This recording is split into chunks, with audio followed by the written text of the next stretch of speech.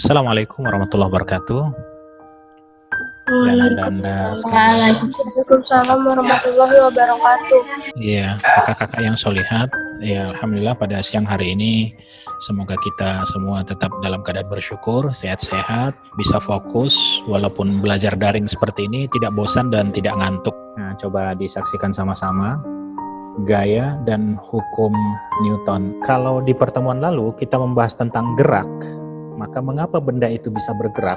Maka ini jawabannya pada pertemuan ini yang kita bahas.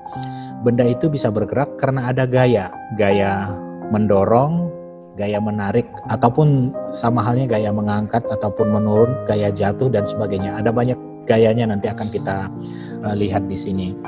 Nah, Anda sekalian, seperti biasa sebelum kita mendalami atau masuk lebih dalam, kita akan lihat sejenak. Ternyata dalam Al-Quran juga sudah memuat tentang gaya ini gitu ya. Gaya mana nanti bisa kita lihat. Nah, di sini pada Al-Quran surah Maryam ayat 25 Allah Subhanahu wa taala berfirman, "Dan goyanglah pangkal pohon kurma itu ke arahmu, niscaya pohon itu akan menggugurkan buah kurma yang masak kepadamu." Nah, di sini ada kata tusaqit, ya, tusaqit alaiki rutoban janinya. Niscaya pohon itu akan menggugurkan buah kurma. Menggugurkan berarti menjatuhkan. Menjatuhkan di sini ada gaya. Gaya apa yang jatuh? Gaya gravitasi gitu kan. Nah, ternyata Al-Quran juga sudah menjelaskan tentang proses sebuah gaya yang terjadi pada benda, pada pohon yang menjatuhkan buah kurma. Pada Al-Quran surah Al-An'am ayat 59, itu apa itu? Artinya dan tiada sehelai daun pun yang gugur melainkan Dia mengetahuinya gitu ya.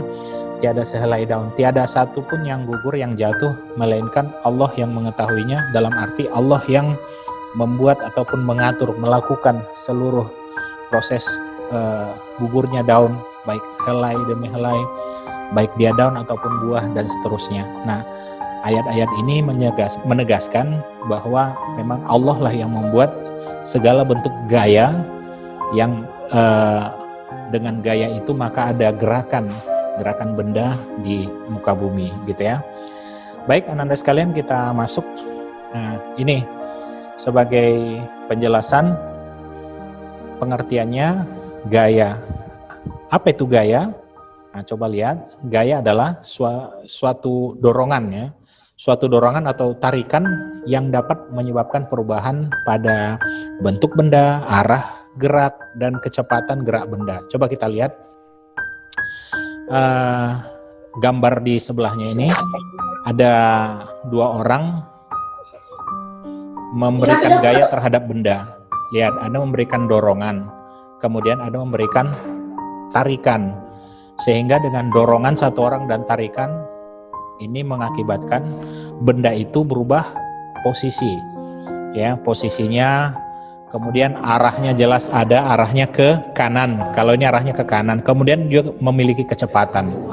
Nah, jadi berdasarkan gaya dorong atau tarikan ini mengakibatkan benda bergerak. Nah, inilah yang kita akan ukur.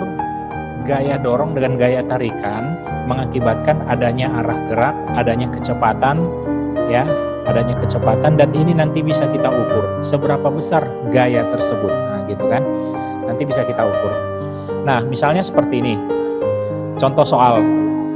Sani dan Dava menarik meja dengan gaya 60 Newton dan 10 Newton ke arah yang sama, yaitu ke kanan, gitu kan? Berarti katakanlah ini kita gambarkan di sini ada apa? Ada meja gitu kan? Nah, katakanlah ini meja yang Abi buat, gambar merah ini. Nah, jadi kemana arahnya tadi menarik meja dengan gaya 60? Ke arah mana? Ke arah kanan, ya kan? Dengan gaya 60 itu Sani dan Dava, Sani 60, Dava 40 gitu kan. Nah, ini tadi katakanlah ini F1 sama dengan berapa? F1 sama dengan 60 gitu kan.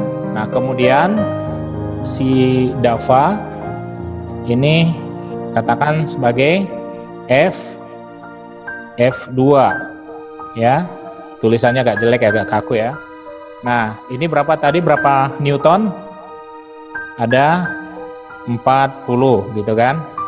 Nah, arahnya sama ke kanan. Tentukan resultan gaya. Nah, ini kan. Tentukan resultan gaya yang dialami meja. Resultannya berapa kira-kira? Maka resultan itu sama seperti ini rumusnya ya. Nah, R sama dengan F1 ditambah F2. Karena dia searah sama-sama ke kanan, maka dia sama-sama positif ya. Berarti F1 sama dengan berapa? 60 ditambah ya 40. Nah, ini ya 40 sama dengan 100. Nah, kalau dia gaya, maka satuannya adalah Newton, N besar, Newton, ke kanan. Nah, gitu ya, ke kanan. Karena jelas di sini soalnya tadi ke kanan. Udah?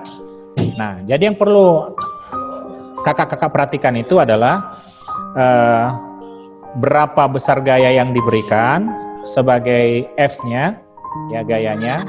Nah, sehingga bisa kita cari nanti resultannya, jumlahnya gitu ya. Jumlah gayanya berapa. Nah, kemudian arahnya kemana? Karena ada arah kanan, ada arah kiri gitu ya. Nah, kalau nanti dia ke kanan, ya itu nilainya positif, ya kan? Kalau nanti ke kiri nilainya negatif. Nah, gitu kan? Nah, ini yang perlu kakak-kakak perhatikan. Ya. Oke, jadi resultan gaya yang dialami meja tersebut sebesar 100 Newton ke arah kanan, karena tinggal menjumlahkan saja. Oke, kita lanjut ya. Nah, selanjutnya, nah ini ada kasus baru. Jika gaya yang bekerja pada suatu benda tidak searah, kalau yang tadi searah kan, sama-sama ke kanan, nah ini tidak searah, tetapi dia berlawanan arah ya. Tetapi berlawanan arah, maka salah satu gaya yang lebih kecil, nah ini ya, harus diberi tanda negatif. Nah, disebut tanda negatif. Nah, contoh soalnya pada pertandingan tarik tambang ya, tarik talinya, nah inilah kira-kira tali tarik tambang yang merah yang saya buat. Nah, kemudian tim A melakukan gaya sebesar 100 Newton ke kanan. Nah, ini tim A. Gayanya ini yang warna biru. Berapa Newton? Ke kanan berapa? 100. Ya kan? Nah, 100 Newton ke kanan. Nah, selanjutnya tim B ya. Tim B melakukan gaya 200 Newton ke kiri. Nah, ini tim B. Ini warna ungu ya. 200 Newton ke kiri. Ya, ke kiri arahnya. Nah, sekarang bagaimana? Coba, soalnya apa? Tentukan resultan gaya. Tentukan resultan gaya yang dialami tali tambang tersebut. Nah, jawabnya R sama dengan ya F1 tambah F2. Tapi ingat, karena arahnya berlawanan, satu ke kiri, ya, satu ke kiri, kemudian satu ke kanan, maka ingat, salah satu gaya yang lebih kecil ini diberi tanda negatif. Nah, jadi F1 tadi mana? F1 100 Newton, ini yang A, tim A. Ini tim A, ya, ini tim B. F1 sama dengan A, 100 Newton. Nah, ini ya, jelas 100 Newton. Maka karena dia lebih kecil, ini diberikan tanda negatif. Nah, di sini. Ya kan? Minus 100 Newton ditambah 200 Newton. F2-nya 200 Newton, ini yang ke kiri. F2, B, ya, tim B F2. Maka hasilnya kurang 100 ditambah 200 sama dengan 100 Newton ke kiri. Oke? Jelas ya? Nah, ke kiri. Kenapa ke kiri? Karena lebih besar nilainya yang ke kiri gitu ya. Lebih besar nilainya ke kiri. Misalnya pada soal-soal ujian nasional. Nah, ini coba simak, ini salah satu contohnya. Seperti ini kira-kira soalnya ya. tiga buah gaya bekerja pada sebuah benda. Resultan gaya yang paling kecil adalah, nah yang mana kira-kira resultan gaya yang paling kecil? Di sini ada pilihannya A, B, C, D. Nah, kita hitung saja. F-nya coba kita lihat ya. Kalau yang A, nah ini kira-kira seperti apa? Berarti yang ke kanan berapa ini? Berarti tambahkan aja 10 ya, ditambah 30 ya kan? Nah, dikurang 20 dikurang 25 gitu ya. Nah, ini sama dengan 40 ya, dikurang 25 ya, sama dengan berapa ini? 15 Newton ya. Nah, yang B bagaimana nih? Ini yang B, gayanya, gaya ini sigma gaya ya, atau resultan gaya. 25 ditambah 30. Nah, ini dikurang berapa ke kiri? Ada 10 ya. Nah, sama dengan 25 tambah 30, ini 55. Nah, dikurang 10 sama dengan 4, berapa ini? 55 kurang 10, 45 Newton. Nah, yang C coba kita lihat, C hitung lagi. Ya, resultan gaya. Ini 15. Nah, ditambah 30. Dikurang berapa itu? 25. Ya, dikurang 25 sama dengan 15 tambah 30 sama dengan 45 dikurang 25 sama dengan 20 Newton. Nah, ini yang D, coba kita lihat. Yang D berarti 10 Newton ditambah 25 Newton ya, dikurang berapa ini? 30 dikurang 30 ya. Nah, sama dengan 10 tambah 25 berarti 35 ya, dikurang 30 sama dengan 5 Newton. Nah, lihat soalnya lagi. 3 buah gaya yang bekerja pada sebuah benda. Resultan gaya yang paling kecil berarti di sini yang paling kecil. Nah, yang mana yang paling kecil di situ? Ini 15, 45, 20, ini 5. Jawabannya adalah D ya, jawabannya D. Nah, gitulah kira-kira. Nah, kalau di ujian ya ini yang jawabannya yang benar, paling kecil.